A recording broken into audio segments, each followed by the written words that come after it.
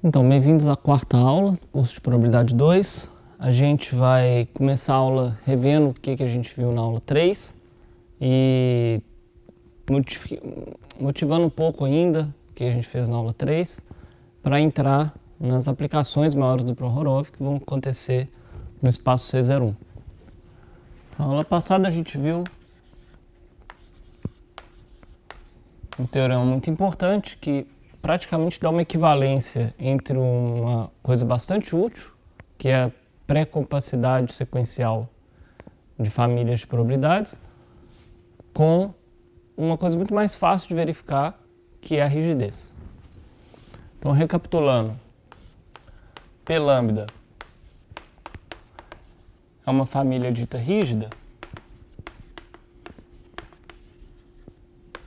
claro, um espaço métrico, se para todo epsilon maior do que zero existe um compacto em E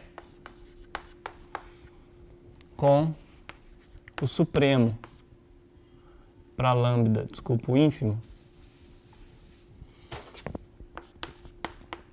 para lambda na família, P lambda de K maior ou igual a 1 menos epsilon.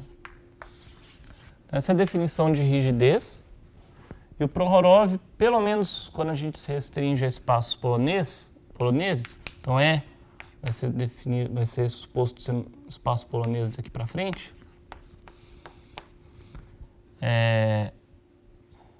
Vamos fazer os dois casos separados, que é mais forte, né? Então, se F for polonês e uma família P lambda for sequencialmente pré-compacta, então a família é rígida. Então essa é a parte mais fácil do Prohorov, a ida.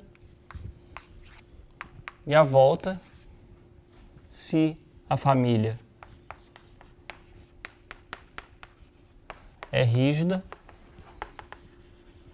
então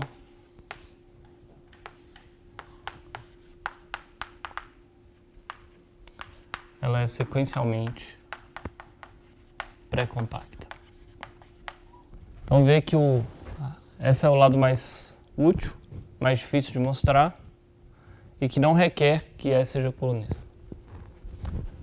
Então esse é o teorema de Prohorov. A gente gostaria de motivar um pouco mais o teorema de Prohorov antes de passar para a maior aplicação, que vai ser no espaço C01. Então, para motivar, eu vou dar dois exemplos interessantes. O primeiro vem de sistemas dinâmicos. Digamos que a gente tem uma dinâmica, vai ser representada como uma função de E em E contínua. Então, como é um espaço métrico, a mínima estrutura que se espera dar para uma função f de E em E é que ela seja contínua. Vamos assumir também que não só é métrico, como também é um espaço compacto. Então, um teorema conhecido de dinâmica é que, então, vai existir uma medida mu de probabilidade em E, tal que mu f menos 1 é igual a mu. Ou seja, primeiro em termos de medida, o push forward de f com respeito a mu é a própria mu. Mas numa linguagem mais dinâmica, essa medida que a gente encontrou de probabilidade é invariante com respeito à dinâmica. Esse não é um teorema fácil de mostrar. No curso de dinâmica ele toma praticamente uma aula. E aqui a gente vai provar ele de uma maneira muito mais rápida, porque a gente vai assumir, claro, o teorema de Prohorov que demorou também para ser provado. Mas é uma motivação para o teorema de Prohorov. Então, qual que é a ideia primeiro? A gente quer encontrar uma medida de probabilidade que seja invariante com respeito a f, com respeito à dinâmica. Então, a gente tem o nosso espaço E.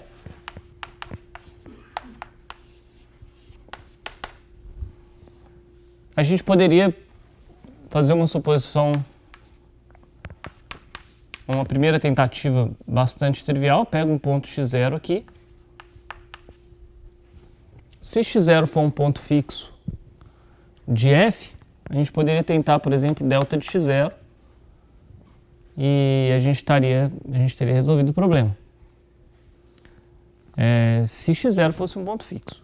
Mas x0 não necessariamente é um ponto fixo, o que a gente pode tentar fazer?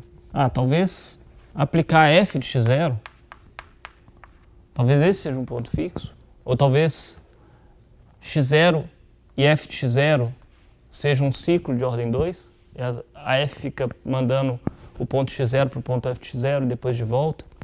Se for esse o caso, a gente pode pegar uma medida delta de x0 sobre 2 mais delta de f de x0 sobre 2. Se você continuar tentando evoluir essa ideia, começa a ficar natural pegar as n primeiras inteiradas da f, eu vou denotar por f parênteses n a enésima composição de f, então isso daqui nada mais é do que f composto com f n vezes, de x0.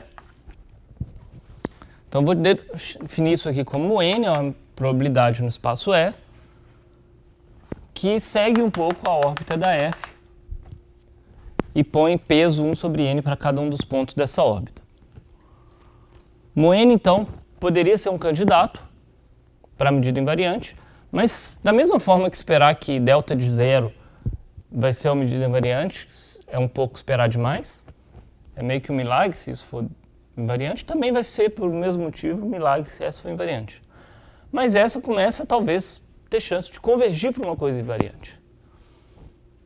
Então, a gente vai... Esse que é o ponto-chave da prova. Mostrar que se isso daqui converge, vai ser a medida invariante, vai ser o passo mais fácil. O difícil é tentar extrair uma coisa que converge disso daqui. Então, olha que interessante. A gente está num espaço compacto.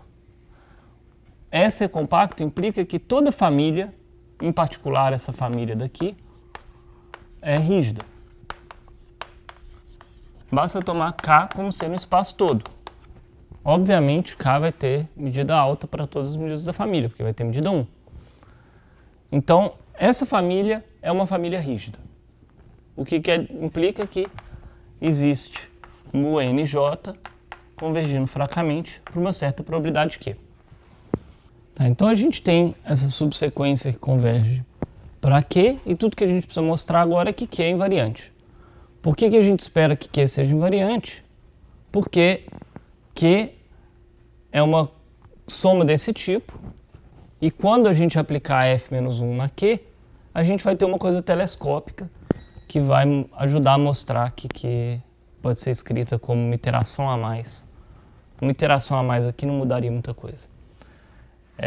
Vamos então fazer isso primeiro no nível finito, μn, depois a gente olha como que isso reflete em Q. Quando a gente compõe μn com f-1, a gente obtém,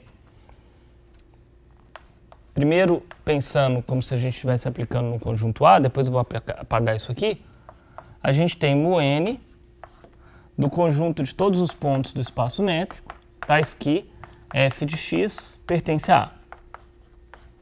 Essa é a definição de f-1.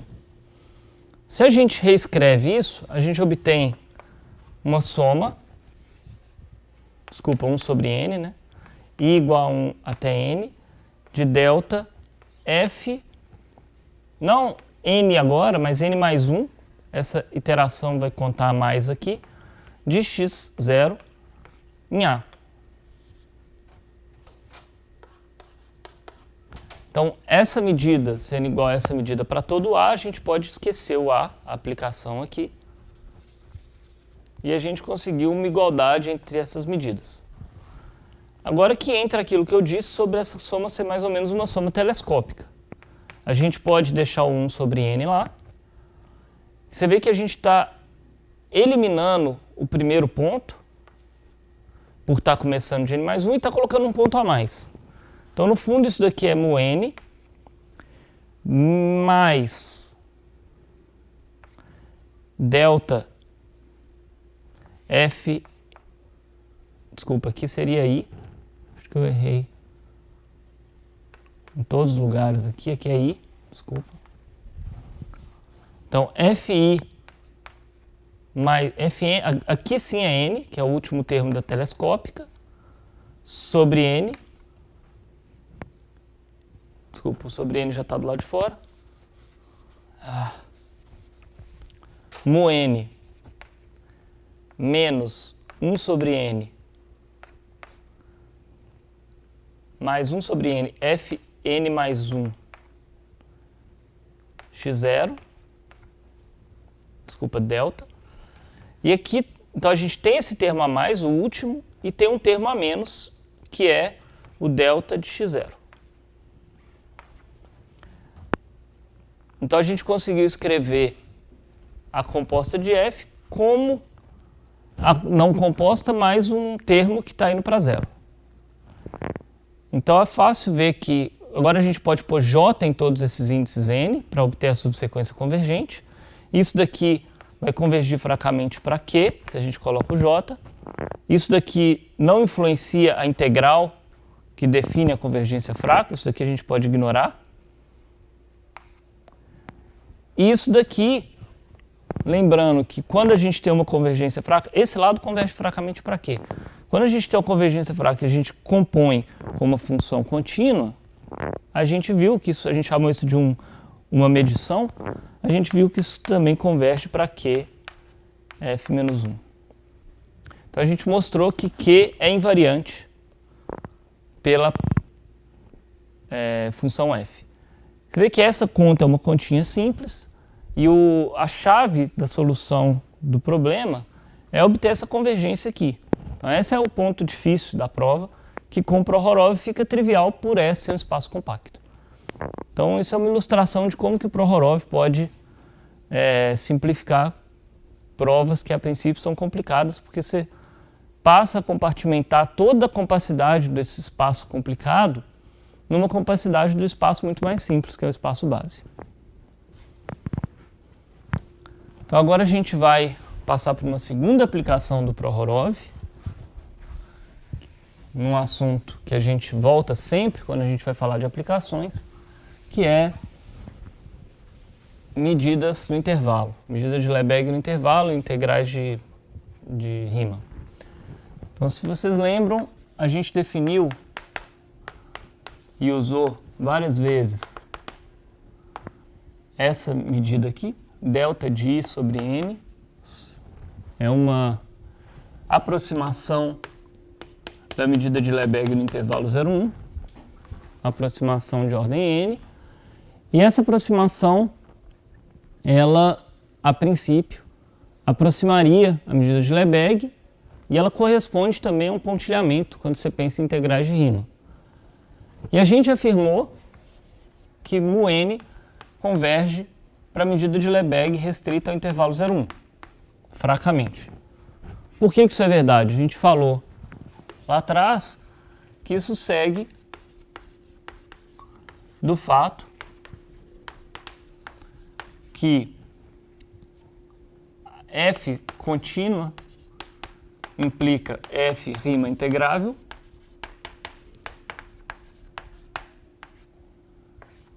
e mais um teorema que fala que a gente pode integrar funções Riemann integráveis via pontilhamentos quaisquer. Então, quando a gente está calculando a integral de f de mu, para ver se essa convergência acontece, isso daqui dá uma soma de Riemann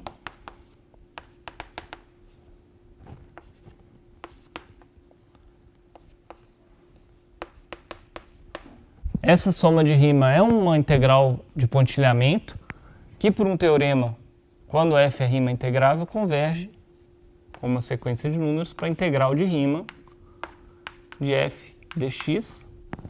E essa integral de Riemann, quando a função é Riemann integrável, coincide com a integral de Lebesgue.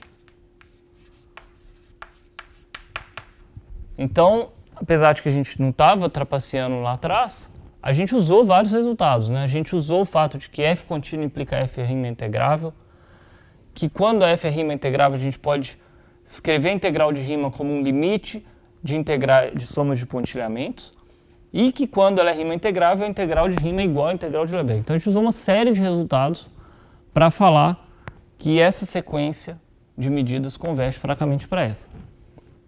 Hoje a gente vai ver essa convergência sem usar tanto resultados de integral de Riemann, simplesmente usando o que a gente já sabe do teorema de Prohorov. Então, μn é uma sequência rígida. Por quê? Porque 0,1 é compacto. Então quer dizer que μnj, existe μnj convergindo para alguém. Uma medida de probabilidade. Mais do que isso, na verdade, não só ela converge para uma medida de probabilidade, como para toda μnj existe μnjk. Então, para toda subsequência existe uma subsequência convergindo fracamente para alguém. Certo? Então, isso segue do Prohorov.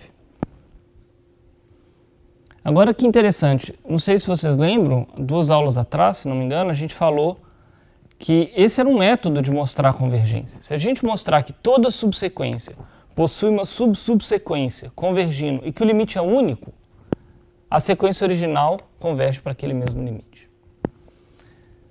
Então, a convergência de toda subsequência mais a unicidade de potenciais limites dá a convergência da sequência original. E é isso que a gente vai usar aqui. Então, a gente tem um candidato ou não? Vamos olhar o que a gente sabe sobre μn de um intervalo AB. Então, AB está contido no 0,1.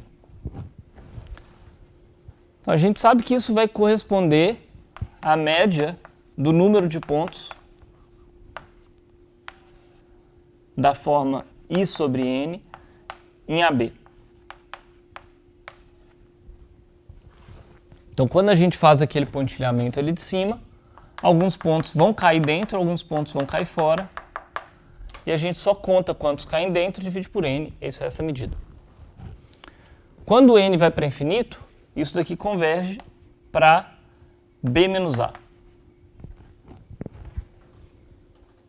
Então é interessante que a gente está vendo, tudo bem, isso daqui não são funções contínuas, isso daqui são medidas de conjuntos, a gente não está trabalhando com integrais de funções contínuas, mas para medidas de conjuntos, de intervalos, a gente tem a convergência para B menos A, que é o que a gente espera que a medida de Lebesgue associe a esse intervalo aqui. Então já é um bom começo. Agora, essa medida Q, a gente não tem ideia de como que ela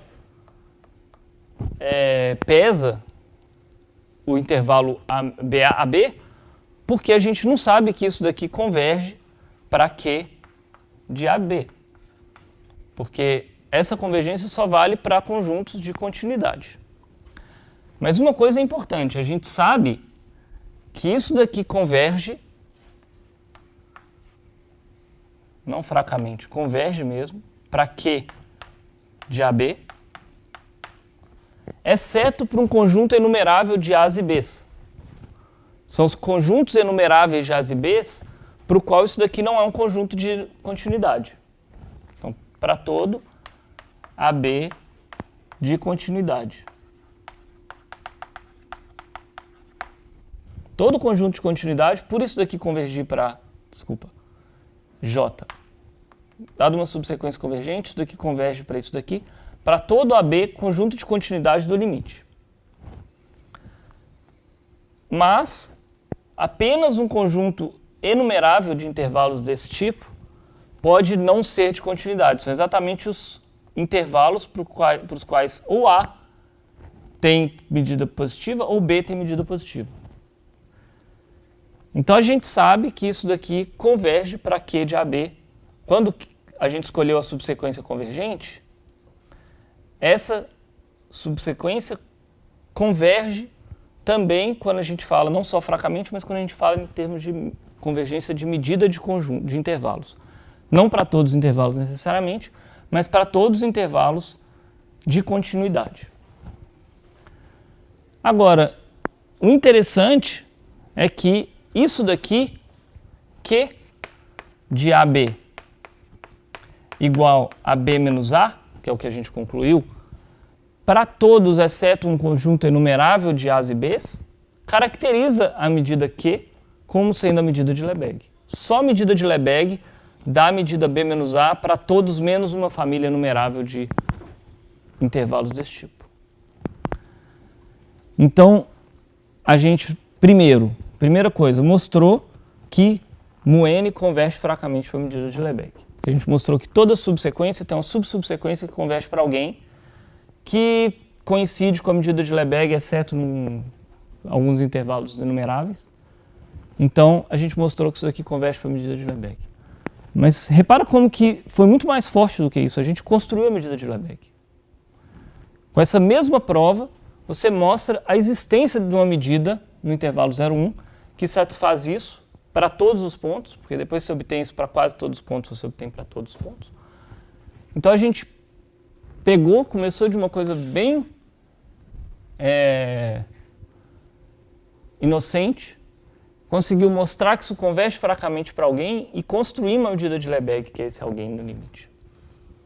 Então o teorema de Prohorov é, sim, bastante importante, não só para mostrar a convergência, mas para construir limites. Você vê que quando a gente deu a aplicação na dinâmica, a gente também estava usando o teorema de Prohorov para construir os limites.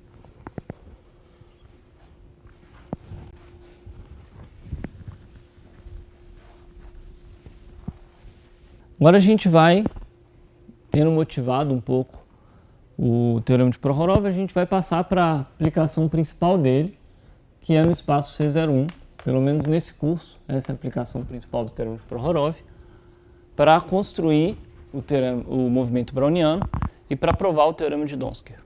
Então a gente tem o que fazer com o teorema de Prohorov ainda, que é um resultado bastante importante, a construção do movimento browniano e o teorema de Donsker.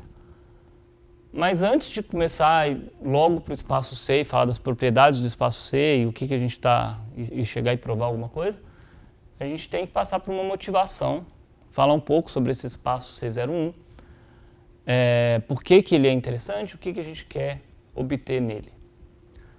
Eu vou começar essa motivação com o passeio aleatório simples. Então, digamos que a gente defina variáveis xi, que sejam i e d, começar de zero, i e d, e a distribuição delas seja 1 meio delta de menos 1 mais delta de 1. O que isso quer dizer? São moedinhas que com probabilidade de meio valem menos 1, com probabilidade de meio valem 1, e a gente joga essas moedas infinitas vezes, independentemente, para cada uma delas. E agora a gente define xn como sendo a soma de xi. Então a gente está jogando a moeda n vezes e somando os uns, subtraindo os menos uns, subtraindo quando é menos 1, e a gente obtém um processo que depende do tempo. Então isso que a gente vai falar bastante nesse curso é de sequências de variáveis aleatórias indexadas por algo que é análogo a tempo. Então a gente está jogando a moeda, enquanto o tempo passa a gente vai mudando a nossa soma. Se a gente plotar isso no plano cartesiano, aqui o tempo e aqui os x, tem várias maneiras de plotar isso. A primeira, talvez melhor, seja fazer pontos.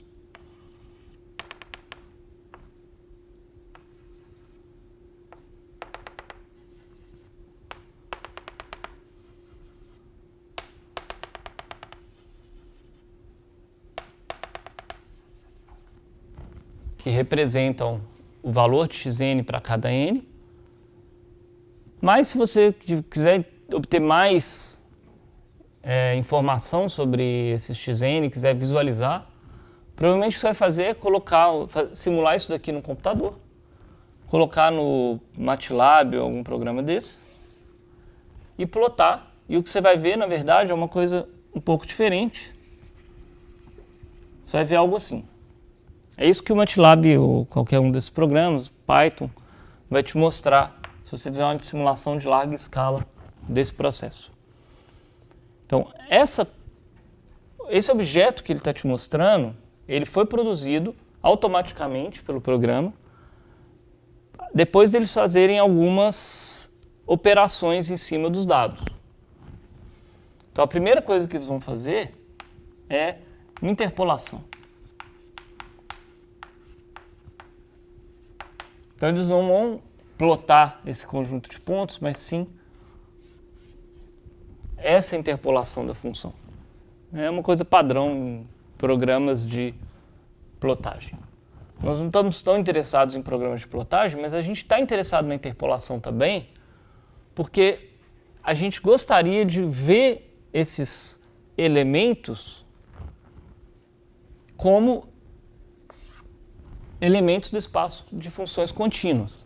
Então, quando a gente pega aquela família de pontinhos e interpola, a gente vem para cá e agora todo mundo está no mesmo espaço, o que é bastante conveniente. Outra coisa que esses programas fazem antes de te mostrar os dados é escalonar o eixo X. Então, quando você coloca n igual a 1 milhão e faz essa plotagem, se você não escalonar o eixo X, você vai ver os 15 primeiros pontos e depois isso aqui vai continuar para fora da sua tela. Você não vai ver os 1 milhão de pontos que você amostrou, mas você vai ver 15 deles. Então eles espremem o eixo X até ele ficar em uma proporção comparável, compatível com a sua tela.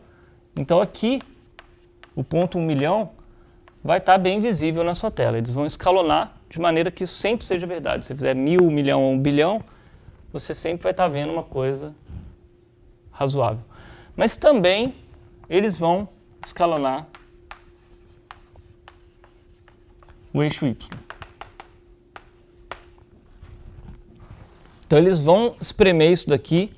Se esse número, o maior ponto atingido pelo passe aleatório for 7.323, eles vão colocar esse número dentro da sua tela também. Não vão deixar acontecer disso daqui sair para cima ou para baixo da sua tela. Então, apesar de que esses três procedimentos são procedimentos que tratam de visualização de dados, eles são bastante importantes também para a gente, porque a gente vai tentar, a gente gostaria de pegar esses dados, ver eles de uma maneira que, primeiro, estejam sempre no mesmo espaço. Então, a gente gostaria de interpolar para colocar todo mundo no mesmo espaço, escalonar o eixo X e o eixo Y para que as coisas tenham alguma chance de convergir. Se a gente começa a deixar ele para fora da nossa tela ou nosso espaço, a gente para de ter chance de querer que isso convirja. Se a gente escalonar o eixo X de forma que isso daqui sempre corresponda ao ponto 1 nesse espaço, não importa quão grande o n, ele sempre vai corresponder a 1, a gente tem chance de ver convergência. E se também a gente não deixar essa massa escapar para cima e para baixo, a gente escalonar o eixo Y, a gente também tem chance de ver convergência. Então, para obter um objeto limite desses passeios aleatórios, a gente vai fazer esses três procedimentos. A gente já tem alguma informação, por exemplo, se a gente quiser escalonar o eixo Y, pelo menos o último ponto aqui, a gente já sabe que a gente tem que escalonar mais ou menos por raiz de n, para obter alguma coisa que não sai da nosso campo de visão. Porque a gente sabe que xn já é uma variável centrada, então o teorema central do limite, se a gente dividir por n, vai para zero. Como a gente não quer que vá para zero, a gente não quer achatar essa coisa de forma a matar ela completamente, a gente sai da lei dos grandes números e vai para o teorema central do limite, que nos diz que é escalonando por raiz de n que a gente vê alguma coisa não trivial. Então, escalonar tem que ser feito na escala certa, senão a coisa ou desaparece aqui, ou estoura. E a gente vai ver que essa, de fato, é a escala certa para a gente fazer esse tipo de normalização do processo. Então, esse é o ponto que a gente vai trabalhar nas próximas 2 aulas. Mas agora a gente vai primeiro falar um pouco mais desse espaço, para que as coisas que a gente vai falar sobre o movimento browniano, a existência desse limite, por que isso converge, façam mais sentido, sejam mais simples. Então vamos falar primeiro do espaço 01 de maneira abstrata.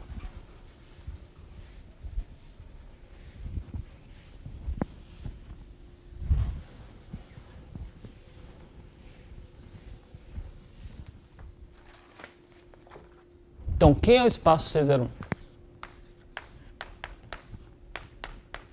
Ele é definido como espaço de todos os x funções que vão de 0,1 para R,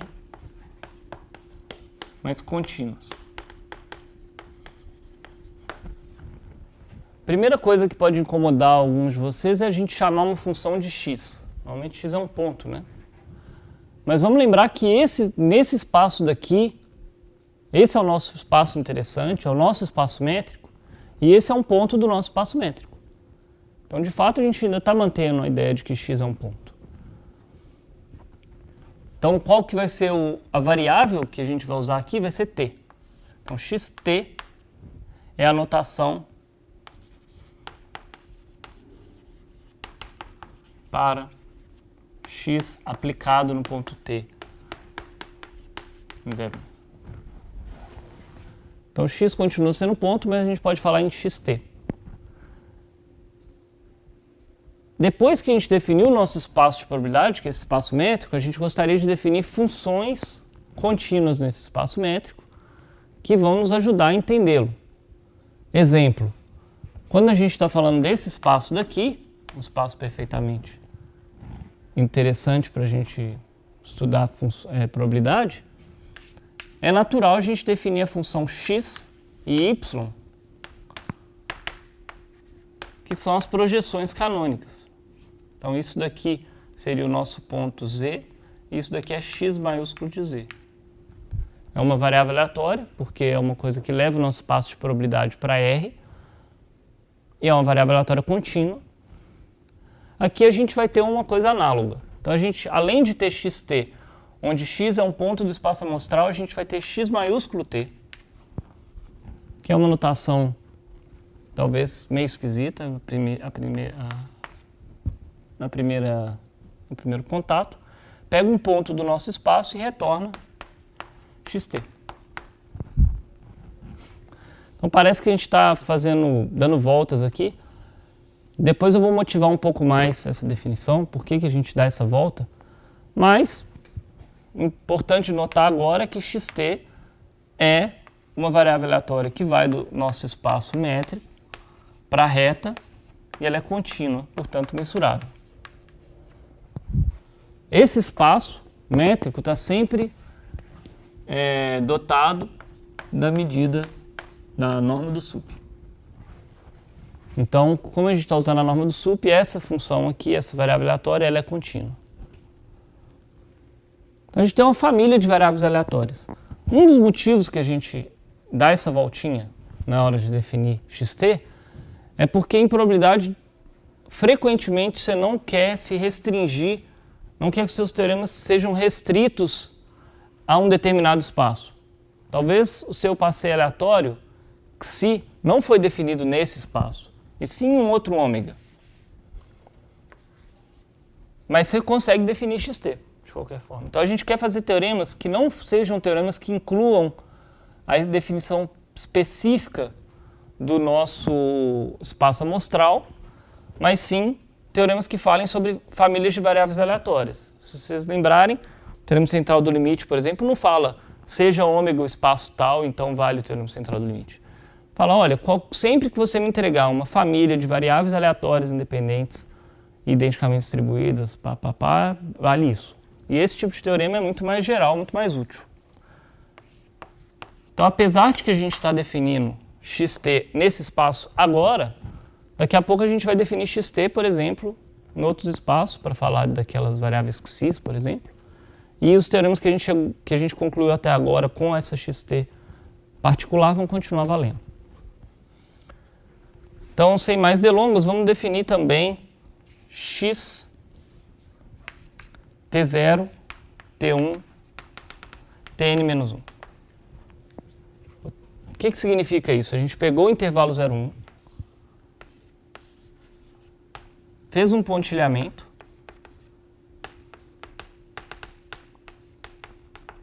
então t0 é maior ou igual a 0, menor do que t1, menor do que tn-1, menor ou igual a 1. Então a gente escolheu esse pontilhamento do intervalo 0, 1, e essa função aqui é uma função que vai do nosso espaço C01 para Rn, nesse caso. E o que ela te dá? Essa função aplicada em x nos retorna a família x t0 até x tn-1. Então não só a gente tem as famosas projeções canônicas, mas a gente tem o que a gente chama de projeções finito-dimensionais. Você escolheu um conjunto finito de dimensões que você está interessado, você tem essa projeção finito-dimensional associada. Por que essas variáveis são importantes? É o conteúdo dos próximos lemas.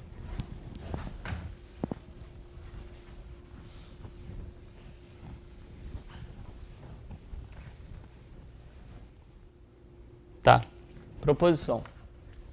Desculpa. Eu tenho que falar um pouquinho, eu vou só fazer uma pequena revisão do teorema de Dynkin.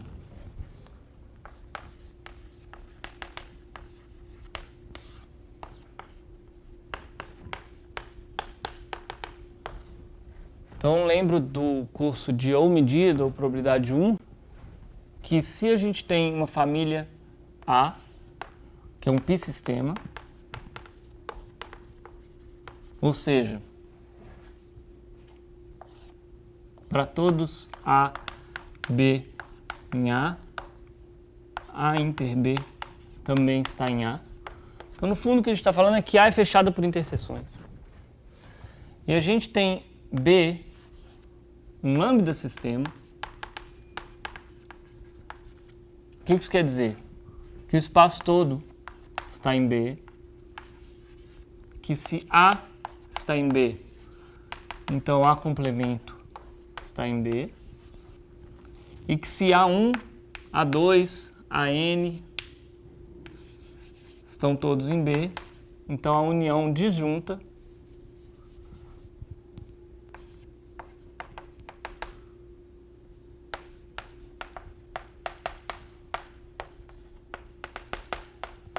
então a união disjunta de AI também está em B. Então essa é a definição de um pi-sistema, um conjunto fechado por interseção. Essa é a definição de um lambda sistema, que é praticamente a definição de uma sigma álgebra, exceto que a gente só verifica para uniões disjuntas. O que o teorema de Dynkin fala? Que se A está contido em B, então a sigma álgebra gerada por A também vai estar contida em B. Tá, por que esse teorema é importante? Ele é importante em diversos momentos, mas o mais importante de observar sobre esse teorema é que essa família B, que a gente quer mostrar que ela é rica, por conter a sigma álgebra, uma sigma álgebra talvez grande, essa família B, a gente só precisa mostrar que ela é fechada por coisas que respeitam probabilidades. Tá? O espaço todo está lá, normalmente é fácil de provar. Se uma coisa satisfaz uma certa probabilidade, o complemento a gente também tem uma fórmula para a probabilidade do complemento. A probabilidade do complemento é 1 menos a probabilidade de A. Se a gente sabe a probabilidade de cada I, eles são disjuntos, a probabilidade é aditiva. Então talvez a gente também consiga mostrar que a probabilidade do A satisfaz o que é necessário para estar em B. Então, lambda sistemas são convenientes porque essas coisas aqui respeitam probabilidade. Então, vou dar um exemplo de uma proposição. Então, esse é o teorema, né? Vamos dar um corolário do teorema. Se P é igual a Q, se P de A é igual a Q de A para todo A em um π-sistema,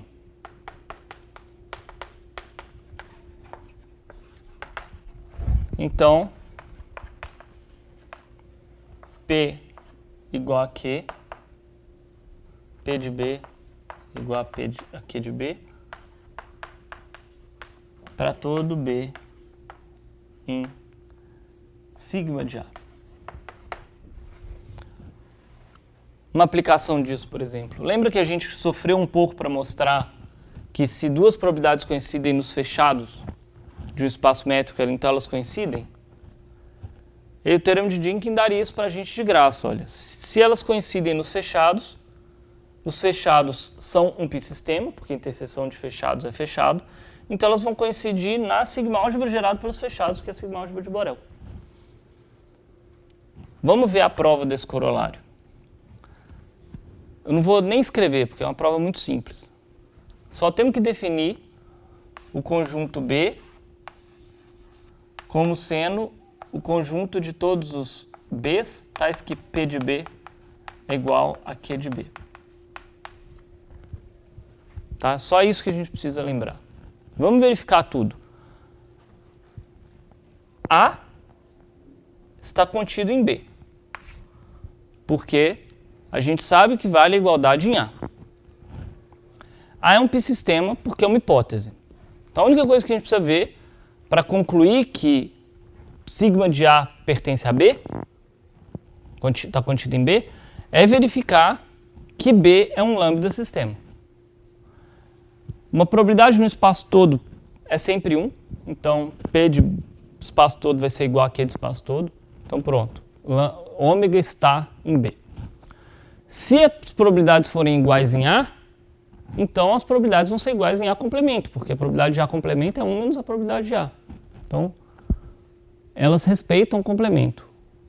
Se a probabilidade de AI é igual entre P e Q para todo I, a probabilidade da união vai ser igual também, porque ela é dada pela soma.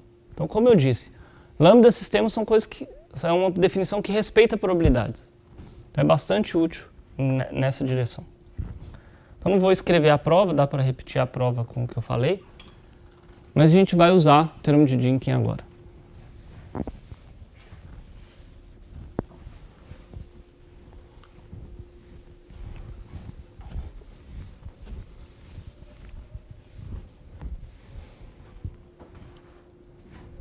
Então, proposição.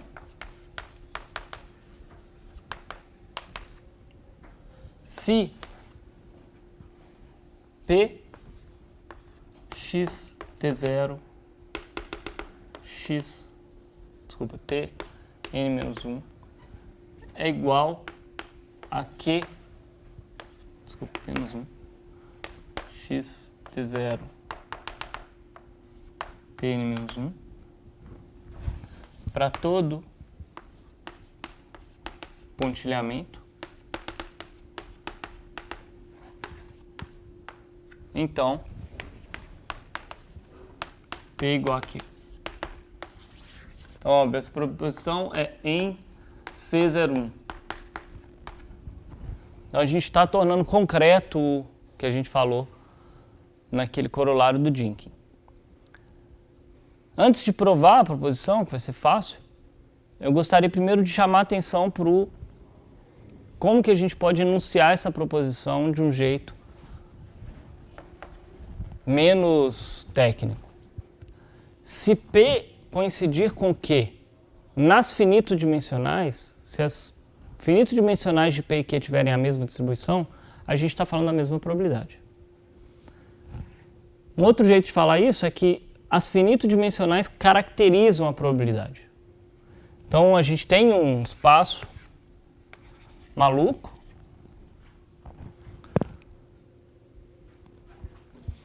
e as finito-dimensionais, se eu só olhar para uma família finita de pontos e souber a distribuição para todas as famílias finitas, eu sei a probabilidade inteira. Vamos lembrar alguns exemplos interessantes. No R2, a gente pode ter, por exemplo, a medida uniforme no quadrado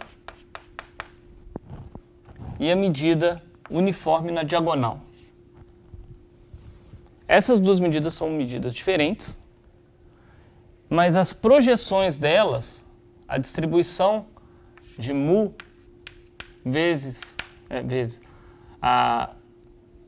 o push forward de mu com respeito à projeção no eixo x e no eixo y são todas iguais a uniforme 0,1. E aqui também. Então, só olhar para as projeções não caracteriza uma medida no plano. Pode ser que as projeções sejam iguais, mas as medidas sejam diferentes. Aqui é um pouco diferente porque a gente está pedindo todas as possíveis projeções finito-dimensionais. Então, em particular, se a gente souber a distribuição de x e y como um par, a gente sabe a distribuição no R2. Aqui, se a gente souber todas as finito-dimensionais, a gente sabe a P. As finito-dimensionais caracterizam P. Então, é um pouco sutil, mas é bastante útil porque, primeiro, finito-dimensionais são finitas. É muito mais fácil trabalhar com coisas finitas. E segundo, se a gente voltar a lembrar daquele nosso exemplo do browniano que a gente está interessado, se a gente estiver interessado só numa projeção, por exemplo, se for no tempo 1, x1 vai ser xn sobre raiz de n. Aqui eu estou usando, vamos chamar de Sn sobre raiz de n. Então, isso daqui a gente consegue obter pelo teorema central do limite. Então, as finito-dimensionais têm alguma chance de a gente conseguir extrair informação sobre elas do que a gente já aprendeu na probabilidade 1. Então, saber que elas são suficientes em algum sentido, pelo menos, é muito útil. É isso que essa proposição mostra. E a prova? Então, primeiro, a gente tem que olhar para a família A, de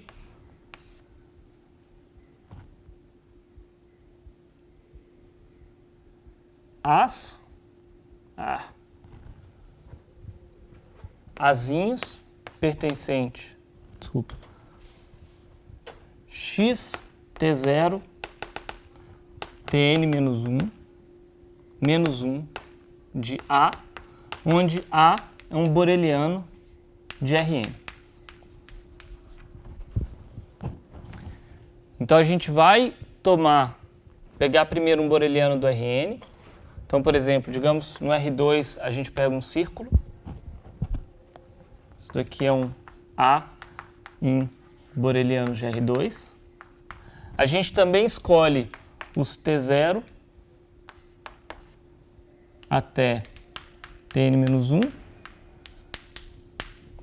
Então, por exemplo, aqui a gente está falando de dimensão 2, então a gente tem que escolher só 2 pontos. Vamos escolher, por exemplo, esse e esse, o 1/3 e o 2/3. E a gente gostaria que a nossa função contínua, quando a gente passar por esse ponto e esse ponto, se a gente colocar esse ponto aqui e esse ponto aqui, a gente cai dentro do círculo. Não sei se essa figura mais ajuda ou mais atrapalha, mas essa é a classe de conjuntos em C01 que a gente está analisando. Então, isso daqui é uma classe contida em C01. Primeiro, essa classe é fechada por interseção. Isso é um pouco chatinho de ver. A é um pi-sistema. Chatinho no sentido tem que pensar um pouquinho, não tem que escrever nada. Se a gente tiver um conjunto C e D em A, Tá? Dois conjuntos que foram obtidos dessa forma. Cada um deles tem o seu pontilhamento. Então, C é igual a x menos 1 via T0 Tn menos 1. E D é x menos 1 via S0 Sm menos 1. Então, cada um tem que escolher o seu N e o seu pontilhamento e tomar para a imagem de um conjunto diferente. Como que a gente pode escrever C inter D como uma coisa dessa mesma forma? A gente pode escrever C, a interseção da mesma forma. Primeiro, a gente vai ter que unir o pontilhamento, pegar todos os pontos que estavam no pontilhamento do C e todos os pontos que estavam no pontilhamento do D, incluir todos num pontilhamento só e fazer uma interseção do A e do B esperta, porque quando a gente adiciona pontos, por exemplo, se a gente adicionar mais um ponto aqui, o 1, que talvez não tivesse, a gente pode simplesmente fazer vezes R aqui e não muda o C. Continua o C, continua sendo escrito dessa forma. Então a gente aumenta o A, aumenta o B, de forma que a gente possa escrever o C e o D agora com o mesmo pontilhamento. Depois a gente intersecta esses dois conjuntos e interseção respeita para a imagem e vai dar tudo certo. Então A é um π-sistema. A segunda coisa que a gente sabe é que a probabilidade P e Q coincide em todos os elementos desse π-sistema. Então a gente está quase na conclusão, porque a gente já sabe que P de B é igual a Q de B por Dynkin, né? Para todo B na sigma álgebra gerada por A. A única coisa que falta é mostrar que a sigma álgebra gerada por A é a sigma álgebra de Borel do C01. É todos os conjuntos, essencialmente, que a gente quer medir.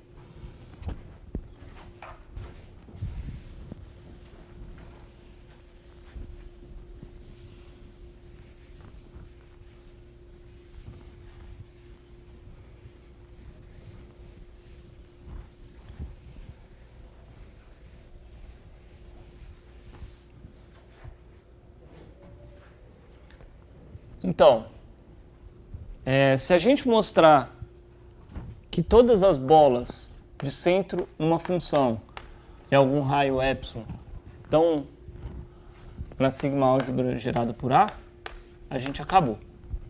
Então é só isso que a gente precisa mostrar.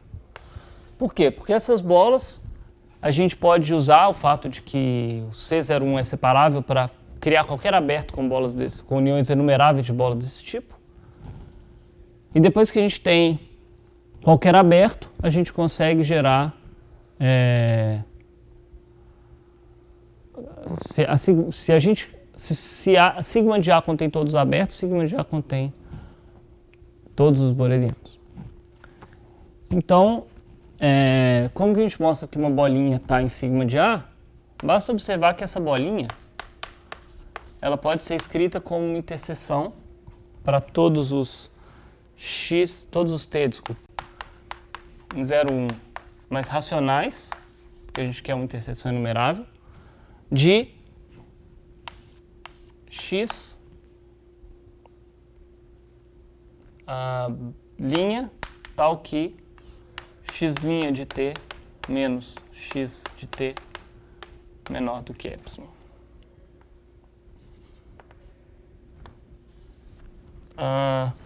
Desculpa, eu quero a bola fechada. Se todas as bolazinhas fechadas estão, as bolas abertas são uniões de bolas fechadas para epsilon menores, então uniões enumeráveis.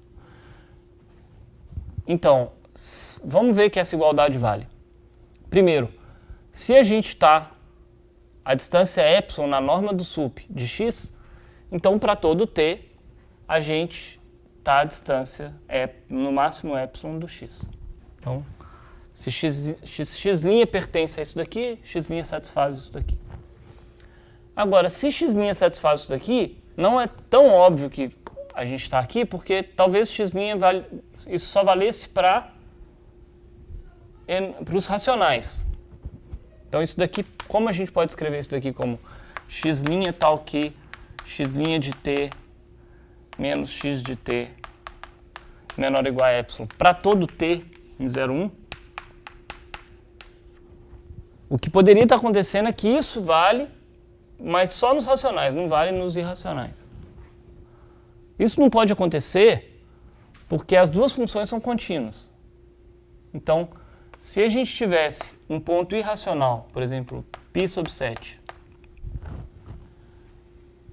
onde a distância entre x, então eu vou chamar isso de t, x de t e x' de t, essa distância fosse maior ou igual, fosse estritamente maior do que epsilon, se fosse estritamente maior do que epsilon para o irracional, seria maior do que epsilon para racionais próximos desse t.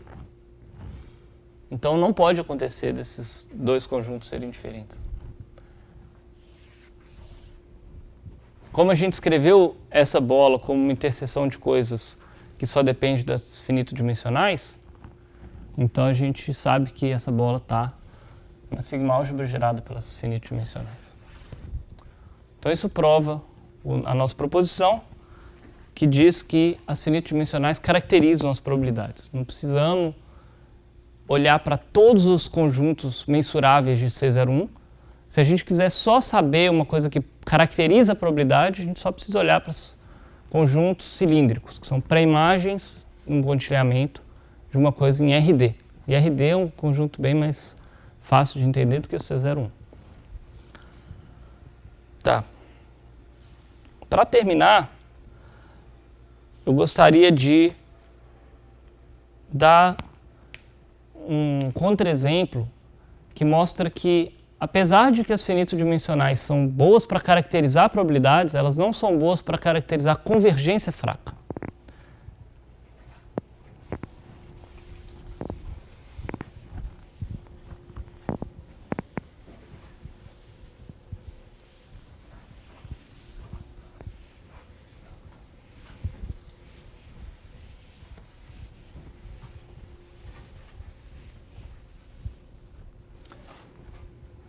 Então, vamos lembrar, né?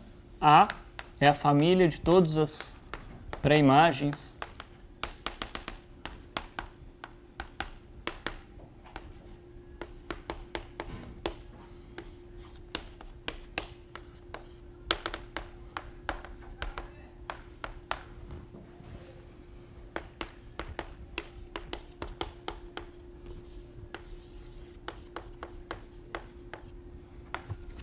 Então a gente tem essa família de cilindros, são obtidos pela pré-imagem de finito-dimensionais por borelianos do Rn. E a gente sabe que P igual a Q em A implica P igual a Q. Esse é o último corolário que a gente viu. É tentador pensar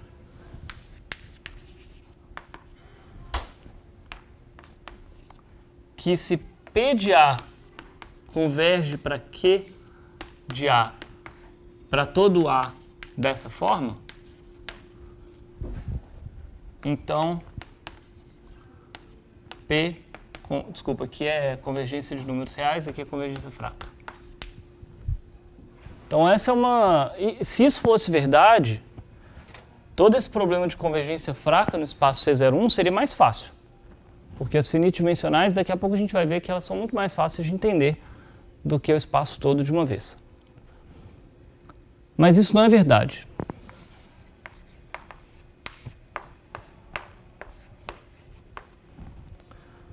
E o contra-exemplo que a gente vai usar é bem simples.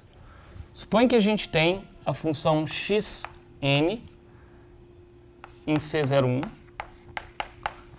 definida da seguinte forma: xn de t é igual a 2nT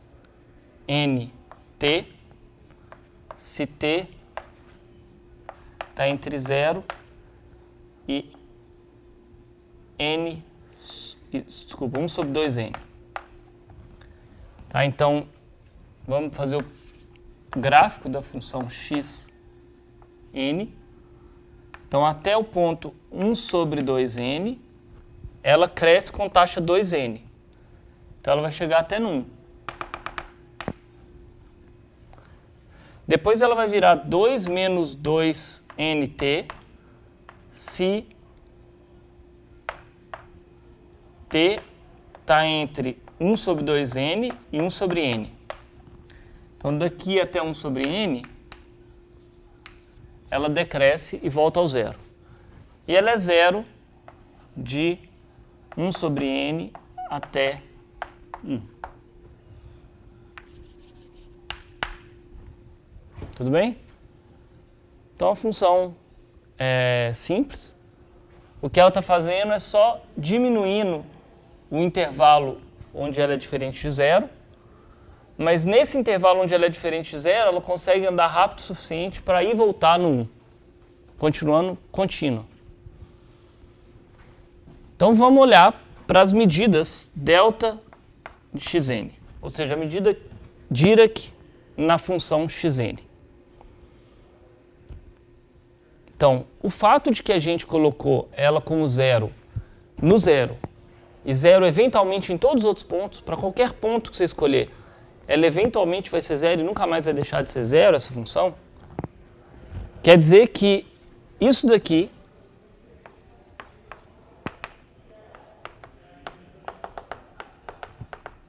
é igual a delta de zero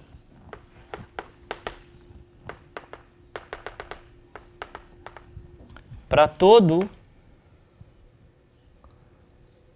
n grande o suficiente.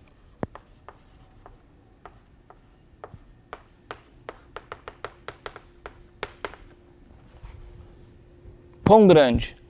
Assim que... Então, talvez o T0 seja zero. Aí a gente pega o T1. Mas assim que n for maior do que 1 sobre o menor desses tempos positivos, a gente já vai estar numa situação assim. Talvez o T0 seja zero, mas todos os outros estão à direita da pirâmide. Então a gente não consegue mais distinguir a medida Dirac no xn e a medida Dirac no zero só olhando para as finito-dimensionais. Então o fato de que isso daqui é verdade implica que delta xn de A converge para delta zero de A para todo A em A. Infelizmente, vale a convergência das finito-dimensionais, mas não vale a convergência, por exemplo, se a gente olhar para função f de C01 em R, que pega um ponto x e retorna o máximo para t entre 0,1 e 1 de xt, essa função é contínua e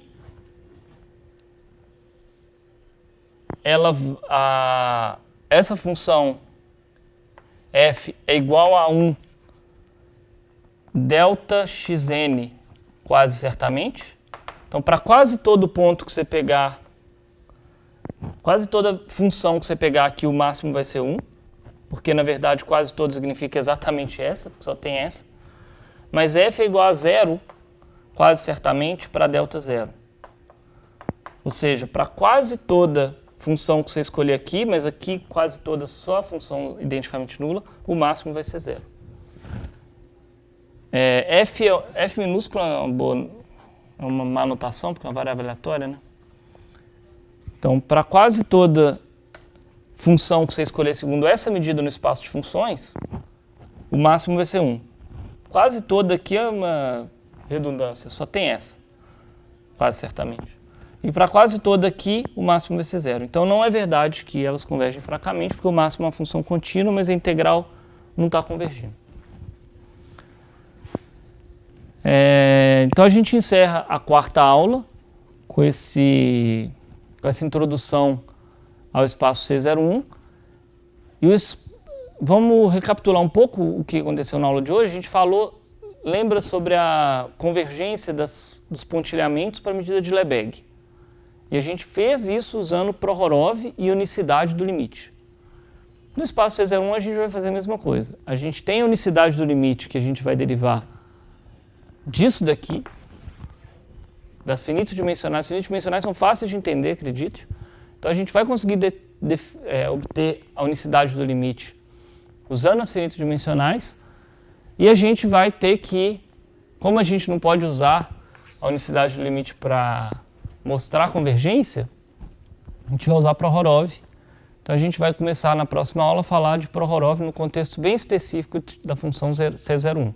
Prohorov dá é um teorema geral sobre pré-compacidade, mas no contexto específico a gente consegue obter informações muito mais precisas. Só para dar um sabor disso, por exemplo, no espaço, na reta, Prohorov vale na reta, porque a reta é um espaço métrico, polonês. Mas na reta a gente conhece muito bem os compactos. Os compactos são fechados e limitados. São esses os conjuntos compactos. E isso faz com que seja muito mais fácil aplicar Prohorov na reta. Então a gente vai olhar quais são os compactos do C01 e vai ficar muito mais fácil aplicar Prohorov no espaço C01. Então até a próxima aula.